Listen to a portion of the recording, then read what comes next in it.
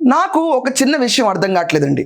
తిరుపతి లడ్డు కల్తీ, నెయ్యి అనేదే వాడలేదు అసలు దాంట్లో. 2020 మనం చూసుకుంటే ఫిబ్రవరి నుంచి 2023 నవంబర్ దాకా నెయ్యి లేదు. నెయ్యి వాసన రావడానికి రసాయనాలు కలిపి, దాంట్లో ఏంటి బెటడిన్ కెరటైన్ అన్న ఒక రసాయనం కలిపి దాని నుంచి నెయ్యి వాసన సృష్టించి జనాలకి పిచ్చిగా పంచిపెట్టారు. ఒక మానవత్వం అన్న ఒక ముసుగులో జగన్మోహన్ రెడ్డి ప్రభుత్వంలో అతను నోస్ కింద కాదా కాదా పరకామణిలో దైవస్థానంకి వచ్చి జనాలు వాళ్ళకి తోచినంత స్వామివారికి సమర్పించుకుంటారు. ముడుపులు అవనండి, వాళ్ళ ఇష్టంతో అవనండి, డెవలప్మెంట్ చూసి అవనండి, స్వామివారికి మేము రుణపడ్డాం అనుకునండి, వాట్ ఎవర్ వే హుండీలో డబ్బులు వేస్తారు.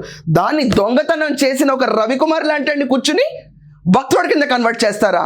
కరుణాకర్ రెడ్డి, దీన్ని ఎందుకు చెప్పావు? నువ్వు దొంగని భక్తుడి కింద ఎలా చిత్రీకరించావు?